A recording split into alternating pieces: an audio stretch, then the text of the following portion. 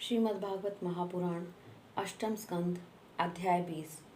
भगवान वामन जी का विराट रूप होकर दो ही पग से पृथ्वी और स्वर्ग लोक को नाप लेना।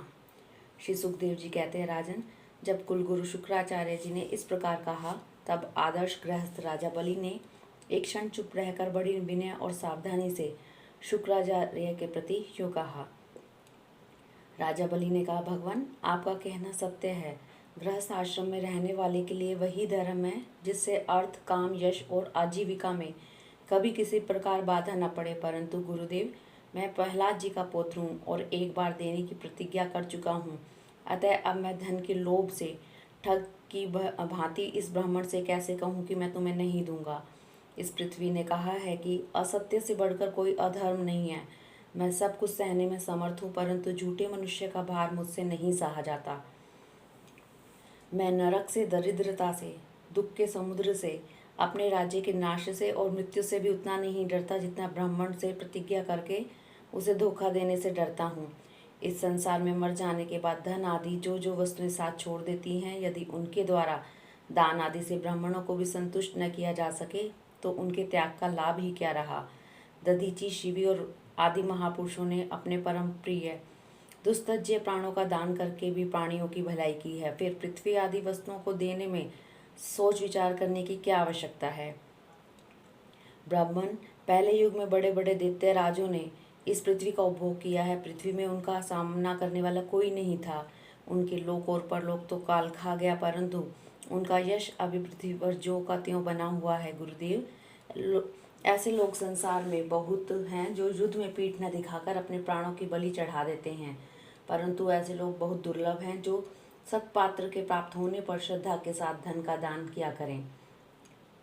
गुरुदेव, यदि उदार और करुणाशील पुरुष अपात्र याचक की कामना पूर्ण करके दुर्गति भोगता है तो वह दुर्गति भी उसके लिए शोभा की बात होती है। फिर आप जैसे ब्रह्मवेता पुरुषों को दान देने से दुख प्राप्त हो तो उसके लिए कहना क्या है। इसलिए मैं इस ब्रह्मचारी की अभिलाषा अवश्य पूर्ण करूँगा। महर्षि, वेद विधि के जानने वाले आप लोग बड़े आदर से यज्ञ याग आदि के द्वारा जिनकी आराधना करते हैं, वे वरदानी विष्णु ही इस रूप में अथवा कोई दूसरा हो, मैं उनकी इच्छा के अनुसार उन्हें पृथ्वी का दान करूँगा। यदि मेरे अपराध न करने पर भी ये अधर्म से मुझे बांध लेंगे तब भी मैं इनका अनिष्ट नहीं चाहूँगा, क्योंकि मेरे शत्रु होने पर भी इन्होंने भयभीत होकर ब्राह्मण का शरीर धारण किया है। यदि ये पवित्र कीर्ति भगवान विष्णु ही हैं तो अपना यश नहीं खोना चाहेंगे। मुझे युद्ध में मारकर भी पृथ्वी छीन सकते हैं, और यदि कदाचित ये कोई दूसरे ही हैं तो मेरे बाणों की चोट से सदा के लिए रणभूमि में सो जाएंगे। श्री सुखदेव जी कहते हैं, जब शुक्राचार्य ने देखा कि मेरा यह शिष्य गुरु के प्रति अश्रद्धालु है तथा मेरी आज्ञा का उल्लंघन कर रहा है, तब देव की प्रेरणा से उन्होंने राजा बलि को शाप दिया। यद्यपि वे सत्य प्रतिज्ञा और उदार होने के कारण शाप के पात्र नहीं थे। शुक्राचार्य ने कहा, मूर्ख, तू है तो अज्ञानी, परंतु अपने को बहुत बड़ा पंडित मानता है। तू मेरी उपेक्षा करके गर्व कर रहा है। तूने मेरी आज्ञा का उल्लंघन किया है, इसलिए शीघ्र ही तू अपनी लक्ष्मी खो बैठेगा। राजा बलि बड़े महात्मा थे। अपने गुरुदेव की शाप देने पर भी वे सत्य से नहीं डिगे। उन्होंने वामन भगवान की विधि पूर्वक पूजा की और हाथ में जल लेकर 3 पग भूमि संकल्प कर दिया। उसी समय राजा बलि की पत्नी विंध्यावली, जो मोतियों के गहनों से सुसज्जित थी, वहां आई। उसने अपने हाथों वामन भगवान के चरण पखारने के लिए जल से भरा सोने का कलश लाकर दिया।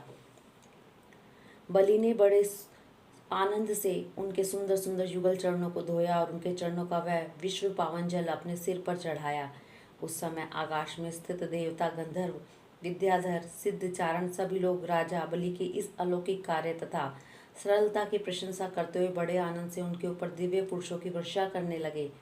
एक साथ ही हजारों दुदुम्बियाँ बार बार बजने लगी। गंधर्व, किम पुरुष और किन्नर गान करने लगे। अहो धन्य है इस उदार शिरोमणि बलि ने ऐसा काम कर दिखाया जो दूसरों के लिए अत्यंत कठिन है। देखो तो सही, इन्होंने जानबूझकर अपने शत्रु को 3 लोकों का दान कर दिया। इसी समय एक बड़ी अद्भुत घटना घट गई। अनंत भगवान का वह त्रिगुणात्मक वामन रूप बढ़ने लगा। वह यहाँ तक बढ़ा कि पृथ्वी, आकाश, दिशाएं, स्वर्ग, पाताल, समुद्र, पशु, पक्षी, मनुष्य, देवता, ऋषि सब के सब उसी में समा गए। ऋत्विज आचार्य और सदस्यों के साथ बलि ने समस्त ऐश्वर्यों के एकमात्र स्वामी भगवान के उन त्रिगुणात्मक शरीर में पंचभूत इंद्रिय, उनके विषय अंतकरण और जीवों के साथ वह संपूर्ण त्रिगुणमय जगत देखा। राजा बलि ने विश्व रूप भगवान के चरण तल में रसातल चरणों में पृथ्वी, पिंडलियों में पर्वत, घुटनों में पक्षी, जांघों में मरुदगण को देखा। इसी प्रकार भगवान के वस्त्रों में संध्या, गुहे स्थान में प्रजापतिगण, जगन स्थल में अपने सहित समस्त असुरगण, नाभि में आकाश, कोख में सातों समुद्र और वक्ष स्थल में नक्षत्र समूह देखे। उन लोगों को भगवान के हृदय में धर्म, स्तनों में ऋत और सत्य वचन, मन में चंद्रमा, वक्ष स्थल पर हाथों में कमल लिए लक्ष्मी जी, कंठ में सामवेद और संपूर्ण शब्द समूह ने दिखे। बाहुओं में इंद्र आदि समस्त देवगण, कानों में दिशाएं, मस्तक में स्वर्ग, केशों में मेघमाला, नासिका में वायु, नेत्रों में सूर्य, मुख में अग्नि दिखाई पड़ी। वाणी में वेद, रसना में वरुण, भौहों में विधि और निषेध, पलकों में दिन रात, विश्व रूप के ललाट में क्रोध और नीचे के होठ में लोभ के दर्शन हुए। परीक्षित, उनके स्पर्श में काम, वीर्य में जल, पीठ में अधर्म, पद विन्यास में यज्ञ, छाया में मृत्यु, हंसी में माया, रोगों के रोमों में सब प्रकार की औषधियाँ थीं। उनकी नाड़ियों में नदियाँ, नखों में शिखाएं, बुद्धि में ब्रह्मा, देवता एवं ऋषिगण दिख पड़े। इस प्रकार वीरवर बलि ने भगवान की इंद्रियों और शरीर में सभी चराचर प्राणियों का दर्शन किया। परीक्षित, सर्वात्मा भगवान में यह संपूर्ण जगत देखकर सबके सब दैत्य अत्यंत भयभीत हो गए। इसी समय भगवान के पास असहाय तेज वाला सुदर्शन चक्र, गरजते हुए मेघ के समान भयंकर टंकार करने वाला शांख धनुष, बादल की तरह गंभीर शब्द करने वाला पांचजन्य शंख, विष्णु भगवान की अत्यंत वेगवती कोमोद की गदा, 100 चंद्राकार चिन्हों वाली ढाल और विद्याधर नाम की तलवार, अक्षय बाणों से भरे 2 तरकस तथा लोकपालों के सहित भगवान के सुनंद आदि पार्षदगण सेवा करने के लिए उपस्थित हो गए।